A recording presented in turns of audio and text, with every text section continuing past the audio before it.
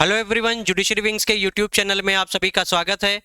तो साथियों, जितने भी जुडिशरी के एस्पिरेंट्स हैं उनके लिए एक बहुत ही बड़ी खुशखबरी आ चुकी है।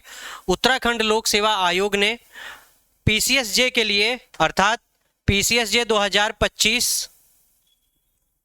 की वैकेंसी निकाल दी है। ये जो वैकेंसी है ये बहुत ही इम्पोर्टेंट है उन सभी छात्रों के लिए जो जुडिशरी की तैयारी कर रहे हैं और जो खास करके जो यूपी के लिए तैयारी कर रहे हैं, क्योंकि इसमें जब मेंस का जो आप सिलेबस देखेंगे तो मेंस में काफ़ी सब्जेक्ट्स आपको जो यूपी पीसीएसजे होता है उसके मेंस में आपको दिखेगा और ये बहुत ही आसान होता है। टोटल ये 200 नंबर का होगा। पहले हम लोग बात कर लेते हैं कि ये वैकेंसी कब आई है। ये वैकेंसी आज ही आई है। इसका जो फॉर्म भरने का डेट है देख लीजिए आप लोग। जो फॉर्म भरने का डेट है 5 जून, ये आज से स्टार्ट हो जाएगा फॉर्म भरने का और 5 जून इसका लास्ट डेट है फॉर्म भरने के लिए। ठीक है, आप लोग ध्यान रखिएगा। फॉर्म आप लोग एकदम लास्ट डे का मत चक्कर पालिएगा कि लास्ट डे ही भरेंगे। तो फॉर्म आप लोग जितना जल्दी हो सके भरना शुरू कर दीजिए।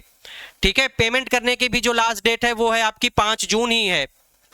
और अगर फॉर्म भरते टाइम आपसे कुछ गलती हो जाती है, कुछ एरर हो जाता है, बाई मिस्टेक आप कुछ और कर देते हैं, तो आपको 11 जून की तारीख दी गई है। इस दिन तक आप क्या कर सकते हैं, संशोधन कर सकते हैं। संशोधन यहां से शुरू हो जाएगा और उसके बाद आप ऑनलाइन में संशोधन कर सकते हैं 21 जून तक।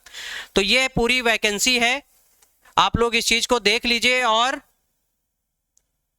अभी डिटेल्ड में पूरी वैकेंसी आई, नोटिफिकेशन आया नहीं। नोटिफिकेशन जैसे ही आएगा आपको पोस्ट वगैरह कितनी वैकेंसी आई है अर्थात कितने पोस्ट आए हुए हैं, कितनी सीटें रिजर्व होंगी, बैकलॉग की कितनी है, ये सारी सीटें आपको मतलब मिल जाएंगी जब डिटेल्ड में नोटिफिकेशन आएगा। अभी कुछ ऐसा ही बोल देना नहीं सही है। तो जब हमारे पास आएगा हम आपको वो सारी सूचना दे देंगे।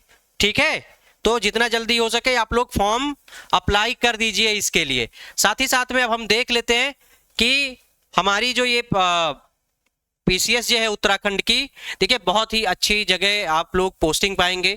उत्तराखंड की जो हसीन वादियां हैं वहां पे आप सब एज अ जज काम करने का आपको मौका मिलेगा। बहुत ही खूबसूरत जगह है अगर आप कहीं काम करना चाहते हैं, और खास करके जो जज होते हैं उनके लिए यही सब जगह अच्छी होती है और सूट करती है। ठीक है, तो देख लेते हैं कि सिलेबस क्या है। देखिए सिलेबस चेंज हुआ है, कुछ प्री का भी सिलेबस चेंज हुआ है, मेंस का भी चेंज हुआ है, परिवर्तन हुआ है। वो परिवर्तन आपको यहाँ पे दिख जाएगा और आपको तैयारी करने का बहुत टाइम मिलेगा, क्योंकि अभी आप सभी को पता है कि जो 3 इयर्स की एक्सपीरियंस वाली बात है, अभी वो ऑनरेबल सुप्रीम कोर्ट पे वो पिटिशन पेंडिंग है। तो जब तक अभी उस पर कोई जजमेंट नहीं आएगा तब तक आप मान के चलिए कि आपका जो एग्जाम का डेट होगा वो एक्सटेंड होगा। अभी कोई एग्जाम की डेट नहीं आई है और शायद इसीलिए अभी नहीं आई है, बस आपको अभी फॉर्म भरना है। तो बिल्कुल चूकिए मत, अगर आप तैयारी कर रहे हैं और अगर आप तैयारी नहीं भी कर रहे हैं तो भी आपको अभी बहुत टाइम मिलेगा। तो जितना जल्दी हो सके आप लोग ये फॉर्म भरिए और पढ़ना शुरू कर दीजिए। साथ ही साथ में हम लोग भी आपको टाइम टू टाइम गाइड करते रहेंगे। तो आप सभी को पता है कि प्री होगा, इसमें मेंस होगा और उसके बाद में इंटरव्यू होगा। तो हम लोग पहले प्री का देख लेते हैं कि सिलेबस क्या होगा। प्री का सिलेबस देख लीजिए कि 2 पार्ट में होगा। ठीक है, पहला पार्ट आपका 50 का होगा, दूसरा 150 का नंबर का होगा, अर्थात टोटल 200 नंबर का आपका पेपर होगा। ठीक है, 200 नंबर का आपका पेपर होगा। जो पहला पार्ट होगा उसमें आपका जीएस पूछा जाएगा, अर्थात जनरल नॉलेज पूछा जाएगा। जो पहला पार्ट आपका होगा वो जीएस का होगा। तो जीएस में आपको क्या देखना है, आपको ज्योग्राफी देखनी है, करंट अफेयर देखना है, हिस्ट्री देख लेना है ना, ये सारी चीजें आपको देखनी है, बट पढ़ना पड़ेगा जीएस के लिए आपको। साथ ही साथ में जो इसका पार्ट 2 होगा, जो लॉ का सेक्शन होगा, वो आप लोग देख लीजिए, क्योंकि सिलेबस चेंज हुआ है। पहले की चीजें, कुछ चीजें हट गई हैं, कुछ चीजें नहीं आई हैं। देखिए आपके प्री में क्या आएगा, संपत्ति अंतरण अधिनियम अर्थात टीपीए आएगा, हिंदू लॉ पूछा जाएगा आपसे और मुस्लिम लॉ भी आएगा। साथ ही साथ में आपका इंडियन एविडेंस एक्ट और अभी जो भारतीय साक्ष्य अधिनियम आया है 2023, ये भी आएगा। अर्थात आपका ओल्ड है ना, ओल्ड प्लस न्यू लॉ दोनों आएंगे, old law plus new law, new criminal law. ठीक है, अब साथ ही में आप देखेंगे सीआरपीसी है यहाँ पर, सीआरपीसी के साथ में आपसे बीएनएसएस भी आएगा और बीएनएस के साथ में आपका क्या आएगा, आईपीसी आएगी। तो सिलेबस इसका बहुत छोटा है, बहुत ही अच्छा होता है, बट इसका कट ऑफ थोड़ा हाई जाता है। अगर आप लोग पढ़ना शुरू कर देंगे तो आप लोगों के लिए बहुत ही अच्छी वैकेंसी होने वाली है। अगर हम लोग मेंस के सिलेबस की बात करें तो मेंस का सिलेबस आपका आप सभी को पता है कि मेंस का जो आपका सिलेबस होगा वो रिटन होता है, अर्थात सब्जेक्टिव होता है। ठीक है, जो पहला पेपर होगा आपका वो आपका जीएस से होगा, दूसरा आपका लैंग्वेज से होगा। ठीक है, जो आपका थर्ड पेपर होगा वो सब्सटेंटिव लॉ का पोर्शन होगा, सब्सटेंटिव लॉ। ठीक है, बता देते हैं कि क्या क्या पूरा आएगा। सब्सटेंटिव लॉ इसमें आप प्रोसीजरल छोड़ के, अर्थात आप सीआरपीसी और सीपीसी छोड़ के सब आएगा यहाँ पे, है ना। जो आपका फोर्थ पेपर होगा वो प्रक्रिया और साक्ष्य से होगा, प्रक्रिया और साक्ष्य, अर्थात आपका एविडेंस एक्ट आएगा और प्रोसीजर आएगा। जो फिफ्थ पेपर होगा आपका, अर्थात जो लॉ का थर्ड पेपर होगा आपका, वो किससे आएगा, रेवेन्यू और क्रिमिनल से। ठीक है, आप सभी को पता है कि रेवेन्यू और क्रिमिनल यूपी में भी पूछा जाता है। जो आपका सिक्स्थ पेपर होगा वो किससे होगा, basic knowledge of computer operation practical examination, और उसके बाद में आपका क्या हो जाएगा, वाइवा होगा। तो ये है पूरा का पूरा आपका सिलेबस, इसको आप लोग देख लीजिएगा।